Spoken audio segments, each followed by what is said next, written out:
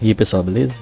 Pessoal, quem não gosta daqueles manhwa onde o protagonista vai pra uma obra e que ele fica apelão mais pra frente, né? Que ele desenvolve a história do personagem. Hoje eu vou apresentar pra vocês 5 manhwas onde o protagonista vai pra uma obra. E vamos seguir evoluindo. Lixo da família do Conde. O nascimento de um herói. Uma novel sobre um adolescente que foi transportado de outro mundo, onde inúmeros heróis nascem. Após finalmente escapar da floresta da escuridão, o protagonista, Choi-han, recebeu carinho de outras pessoas. Ele criou laços e familiares e amizades dentro do vilarejo de Haris, mas infelizmente o vilarejo foi aniquilado por uma organização secreta. Apesar de ter uma força absurda e ter sobrevivido inúmeros anos na floresta da escuridão, Choi-han ainda possuía uma alma gentil e não era capaz de matar alguém. Mas essa foi a primeira vez que ele matou uma pessoa, e só conseguiu recuperar sua sanidade após matar todo mundo da organização secreta que ali estava.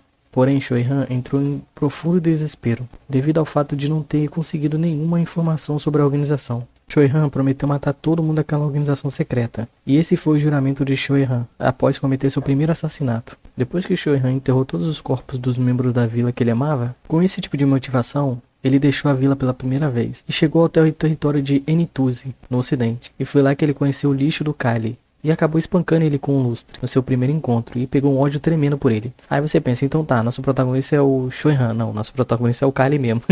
Nesse manhwa a gente vai ver pelos olhos do Kylie, né? E o Kylie, ele é um dos caras mais lixos dos lixos mesmo, entendeu? Kim Hong-soo, ele reencarnou no corpo do Kylie. Mas até que o nosso protagonista, ele ficou bem calmo, né? E ele pede ao mordomo informações básicas, tipo, que dia é hoje, né? Assim que o mordomo dá a informação do que dia é hoje, a data certinho, ele sabe que o personagem principal, que é o herói, o Choi-han, vai passar ali.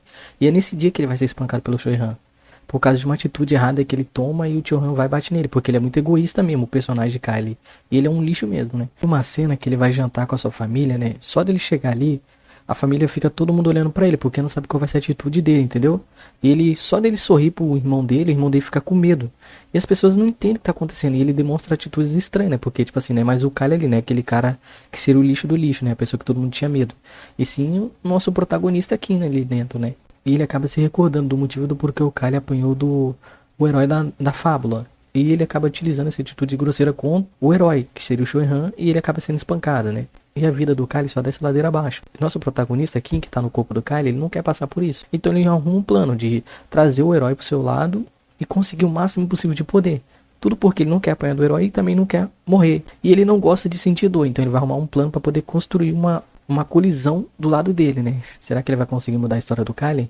É com vocês, pessoal. O vilão inigualável, Lee Shi-han, um cara comum de 32 anos que vive na Coreia do Sul. Quando finalmente conseguiu comprar sua casa própria, ele viu uma caixa caindo. Dentro dessa caixa tinha um notebook. Ao olhar para o notebook, ele percebe que tinha uma pasta. E nessa pasta tinha uma novel que ele escreveu há 10 anos atrás, na sua adolescência, chamada O Caminho do Herói. É uma novel de artes marciais que ele escreveu. Ao grudar os seus olhos na tela, ele literalmente foi puxado para dentro da sua novel.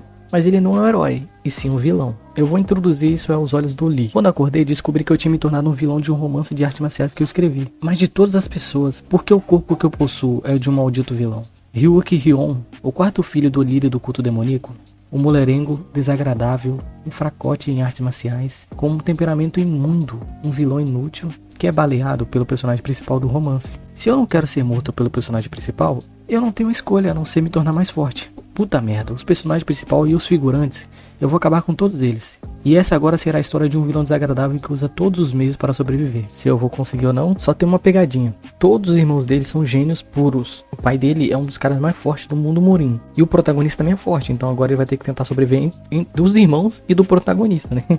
Porque ele vive entre a vida e a morte, né? E é muito legal essa história, pessoal. O filho mais novo de um mágico. Imagine que quando você vai dormir e simplesmente ao abrir seus olhos, você está no corpo de outra pessoa. Isso aconteceu com o nosso protagonista, Cha Sung-min. Ele reencarnou numa novel que ele mesmo escreveu no corpo de Larsen, um personagem secundário e repugnante. Ao se recordar bem do Larsen, ele se lembra das suas memórias. Aos 4 anos, Larsen gostava muito de bater em plebeus. Com os 5 anos, ele acabou descobrindo que sua mãe era uma empregada. Por temer seu pai, o Decatra, ele não fazia nada com ele. Mas seu ódio era todo descontado na sua mãe Chuso. Ele fazia coisas absurdas com sua mãe, como cuspir na sua cara. Aos 7 anos, ele começou a descontar toda a sua raiva nos empregados da sua casa. Até que aos 8 anos, ele descontou seu ódio numa garota de 6 anos. Só que o pai dessa criança era um mestre, fazendo com que o pai de Lassie, Decatra, se curvasse e pedisse perdão ao grande Lord Grandel. Quando o Lassie tinha 9 anos, já sua família, não aguentando as suas atitudes, decidiram o exilar dali. Até que com 17 anos, Larsen foi decapitado pela sua família. Nosso protagonista, ele não se lembra de ter escrevido o fim do Larsen. Ele pensa que a própria história que escreveu o próprio fim do Larsen, com esse final sendo decapitado. Então ele pensa, se a própria história modificou a história do Larsen, eu também posso modificar também. Só que já tem 3 dias que ele reencarnou nesse mundo, no corpo de Larsen. Só que nosso protagonista se recorda que ele não é o protagonista da obra. Que quando ele escreveu a obra Mestre Espadachim, o personagem principal é o Kazin Shade. E no futuro, o clã Melten, que será inimigo do clã Kazin, que é o clã do protagonista, por um descuido do pai de Larsen, o Decatra, ele vai acabar matando alguém do clã Kazin, fazendo com que os dois clãs entrem em conflito. E vocês sabem qual clã será vitorioso, né? Mesmo o Larsen sendo um personagem totalmente repugnante, nosso protagonista deu um poder de magia pra ele, né? Porque a família do Larsen, ela tem uma aptidão pra magia. Então ele vai partir desse princípio. Agora, Shang Tsung, ou melhor, Larsen, vai tentar controlar as ações do seu personagem para não ser morto no fim. Se ele vai conseguir ou não, deixa com vocês. O maior design imobiliário. Kim Chon, um engenheiro civil que morreu de tanto trabalhar, ele é acordado por uma tela de sistema, que estava elogiando ele por ele ter reencarnado numa novel. Uma novel de romance chamado Cavaleiro de Sangue de Ferro. Lógico, nosso protagonista pensa assim. Ele pensa que tá alucinando, e ele fala, eu nem bebi porque eu tô alucinando. E ele percebe que tava um frio do caramba ali, tanto que ele até espirra. E o sistema começa a rir dele. Então ele literalmente dá um tapa no sistema. E ele acaba escutando uma voz chamando ele, de Lorde Fronteira. Quando ele se vira, ele percebe que aquele cara parecia o protagonista da novela, o Javier. Ele pensa, ele é o Javier e eu não sou o Javier? Que eu sou? Aí ele se recorda que ele é o filho do barão mais velho, que dá desgosto mesmo, o Lorde Fronteira, o patife do Lorde Fronteira. Aí não, é impossível ser o patife do Lorde Fronteira. Impossível. O Quem se lembra que quando ele leu a novel, o Lorde, o mais conhecido como Vagabundo, ele morre de tanto beber. Para que o Javier ele possa seguir em frente com a novel, tipo assim, ele possa seguir a história. Literalmente ele tem uma morte de figurante, literalmente. Mas ele não quer morrer de novo, e ele não quer morrer também de tanto beber, né? Ele começou a pensar como que ele poderia mudar esse efeito canônico do Lorde Fronteira, como é que ele poderia mudar essa morte horrível e idiota também. Aí chega a famosa tela de sistema. Ele recebe uma missão do sistema, que era fazer com que as pessoas tivessem menos repulsa do Lorde. Só que ele também tinha muita repulsa, ele também odiava o personagem. O protagonista, depois de pensar por muito tempo, ele fala, beleza, eu não vou conseguir fazer as pessoas amarem ele, então pelo menos não vou deixar que as pessoas o odeiem muito. Mas no processo, eu vou modificar aqui esse reino, para mim poder ter uma vida confortável aqui, né? Se eles conseguirem ficar confortável também, é sorte deles, porque eu quero ter uma vida confortável. Pô, trabalhei feito um cão na minha vida passada. Agora eu vou ter que trabalhar feito um cão nessa aqui para poder limpar a imagem do Lloyd? Eu não vou. Eu vou fazer de tudo para mim ter uma vida confortável. Se eles ficarem confortáveis também, o processo continua, né? E o que ele pretende fazer? Ele pretende construir um reino ali foda pra caramba e vender esse reino ele pretende que é um reino capitalista pra poder vender depois no final, entendeu? Eu não vou trabalhar feito um cão aqui também não, eu vou ajudar as pessoas, mas me ajudando também no processo, entendeu? Tudo que eu vou fazer pra melhorar a minha vida vai melhorar um pouco a vida deles. Nós estamos na era medieval mesmo. Tem uma cena que eu vou destacar muito bem, que essa cena é muito legal. É uma cena que ele leva água pro reino dele. E todos os reinos querem água também. Aí ele fecha um contrato com um reino muito rico. E ele fala, vou te dar água todo mês. O reino vai ganhar água todo mês. Basta só você assinar o contrato. E o cara assinou o contrato. Aí o nosso protagonista, ele percebe que ele tá faltando dinheiro no reino dele. Ele fala assim, eu vou lá vou pegar mais dinheiro com o cara lá.